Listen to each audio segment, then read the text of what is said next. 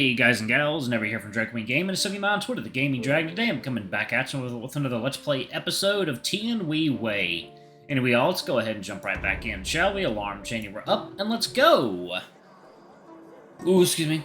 Billawan in processing needs to cleanse its chlorophyll, which is a difference between white and green tea processing. You are wrong this time, Fei Fan. Ah, how could this be? The beautiful me made a mistake. This is a smudge, a blot on my life. Oh, how unpleasantly ugly. Can't believe the facts I learned yesterday afternoon had a use today. We'll need to think by you and Mo Xia after this. Under the mediation of King Ku, the atmosphere of our gathering here became less tense. At least there's no conflict any further, though Fei Fan still attempted to enigmatically criticize my ugliness. This guy's attitude is really... Why is this guy the idol of Xi Kingdom? Ah! After that, King Ku and Fei Fan began drinking and chatting about the other red guests' gossip. While King Ku listened with great interest, I remained there confused and silent, since I didn't really know any of these people they were talking about. But seeing me impatient there, King Ku took care of my feelings, and offered the opportunity to ask questions or talk about topics relating to me. But this process is a little too long. Did I forget what I was supposed to do? Ah! What's wrong, Tex? Really, no need to raise your voice. There's no beauty behind it. Chatting with you guys. I forgot I had to go to the Archaeological Institute. Oh, yes. I almost forgot about it, too. Allow me to take you over, then. King Ku, about to stand, quickly sat back down after I pushed him back onto the seat. Ah, no need. I know how to go for the rest of the way. That's good. Seems like I don't have to worry about you getting lost. Lost? What a crude word. Not graceful at all. It's fine. You two have much to talk about anyway. I won't bother you guys any longer. Fair enough. Very well. Take care. May we meet again. May we meet again. Finally, don't have to see this irregular weed like you anymore, husky. I told you, I'm not a husky. Don't show that twisted expression. It isn't graceful at all. Fine. No point talking with you either.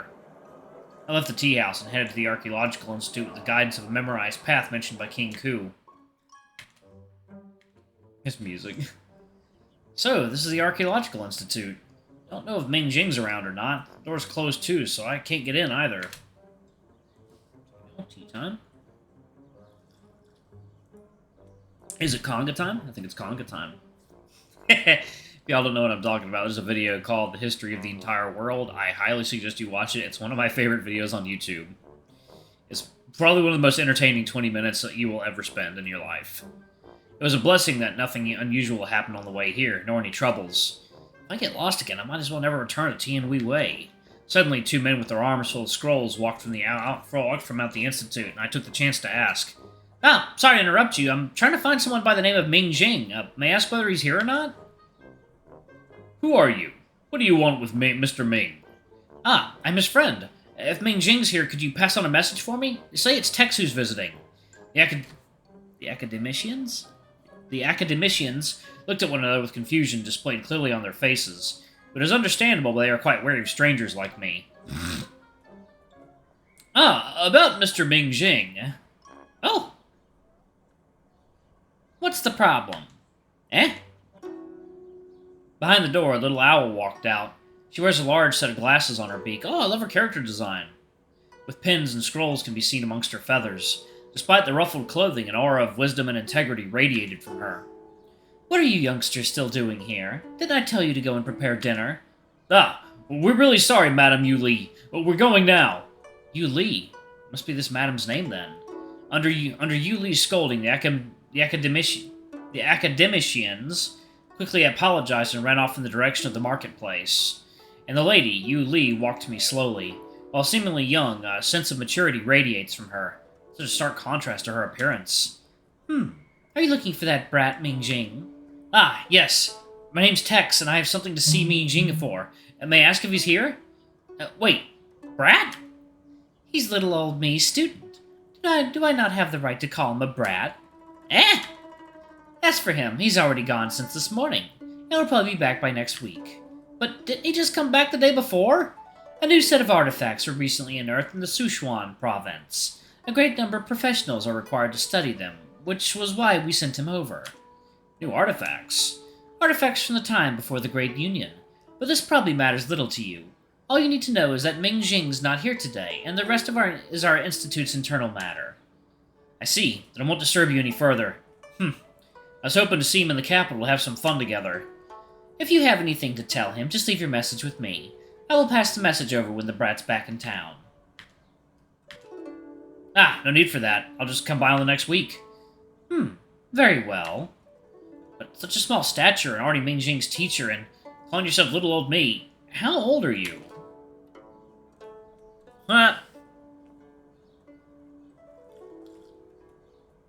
Never ask a lady how old they are. Stupid. Midway in sentence, I felt a wham over the head by a ruler. She reached his head. Ow! What are you saying, naughty brat? Asking for a lady's age is very rude. Oh, sorry. Especially when that lady is someone as young and beautiful as little old me. A visage of vigor incarnate. It is even more forbidden to ask such questions, do you understand? If you want to put it like that, then don't add old when referring to yourself at all. Understood. I totally understand. I nodded and replied half-heartedly. Then I bid you farewell today, Madame Yuli. After knowing Ming Jing's not in the Institute, I began heading back with a little lingering regret tugging on my heart. I was hoping to give him a surprise. Turns out he wasn't around. Feels like Ming Jing's a busy man. Might as well seek him out next week. Let's head back for now.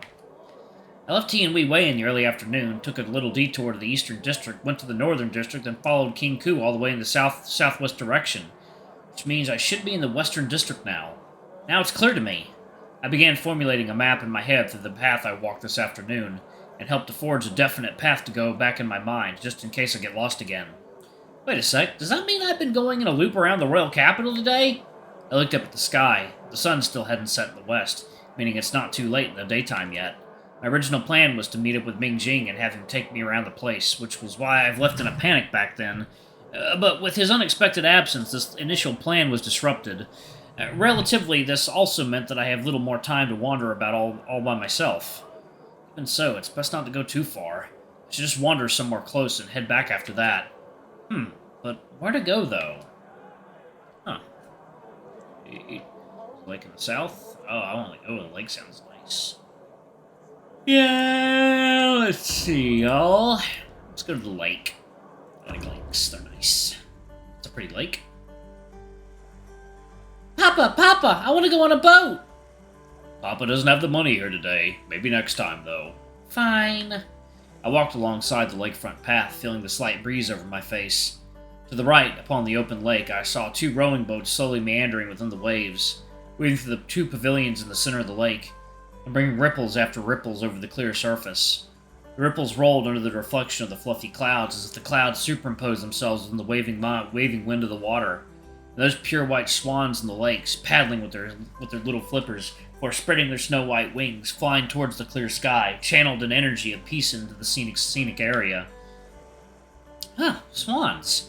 If I was an avian as well, that would be great. This place is such a wonder for brewing inspiration for my work. Let me think. Under such an environment, what kind of a work would I have created? Tea time?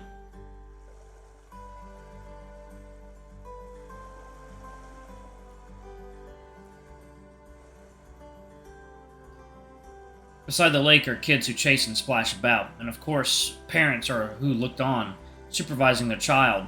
Some children, seeing the rowing boats in the lake center, would plead with their parents for the chance to experience it as well. I feel myself much more relaxed by being here.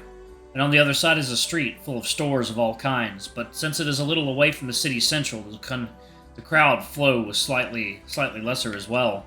Which is why, taking a walk around here and appreciating the scenery of the water and the lake would give one a sense of relaxation and happiness. If anything that bothers me next time, I should come here more often to cleanse it away. As I walked, my footsteps, like my emotion, became light and quicker as well. The winds are so nice as well. What's with the components here? I've checked many times over. Most of these are crudely made. I spend money here for some half-assed semi-finished products. That voice. Just as I was enjoying my little walk, I heard a familiar voice coming from a nearby store. Suddenly, my entire being felt tied to a lead weight as my steps became burdened and heavy. Sir, you see, you've commissioned a lot, and there are always some issues in mass production, of products that can be a little incomplete. Are you making an excuse for yourself? No, not at all. I'm just saying, your ordered components are quite too much in quantity, and the time given is also tight, which is why one or two may look a little rushed. Very sorry. I gave you people an entire week to polish up these components, and you're telling me the schedule is tight? I'm truly sorry, but sir, excluding some minor issues, the components can still be used safely. The more accurate and precise a weapon, the more accurate and precise the components must be. If you give me a half-assed product for me, then what do I make is semi-finished too? Understand? I've seen an advertisement of your store promising to polish every component perfectly and came here to order. And now only for you people to tell me that you can't reach your promise perfectly and dare to call yourself perfect? There it is. Perfectly. That's him. And I turned and looked at the source of the argument and saw that huge, tall figure, his white hair weaving between his black horns, and a long, large blue tail under his deep blue cloak. Right now that tail is slamming the ground with the ever-growing rage of the gentleman repeatedly. Why is Mo Xia here? All the joy and happiness on the way here's gone. How about this, sir? Give us another week. We promise to take all the unqualified components back and reprocess it again. 7 days worth of work, and you must drag it to 14 days just because you need to reprocess this again and require the same amount of time. You think I'm going to agree?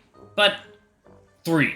I am giving you 3 extra days. If you even fail to reach your so-called perfect reputation, then you might as well get out of the capital with your pathetic business practice. You know, anywhere in the royal capital is a better work rate than a place like here. Yes.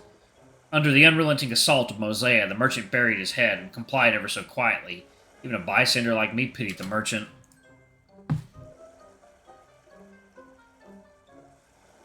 I mean, he knows what he's got very exacting standards. But he's the kind of customer you don't really expect.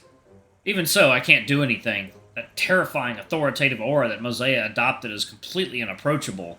Don't even need to think about talking to him. Arguing with him is even more pointless. Mo Xia is truly an unforgiving man. Seeing Mo Xia putting all the bought components on the horse's back, he began saddling himself too. Since I met him here, why not say hello?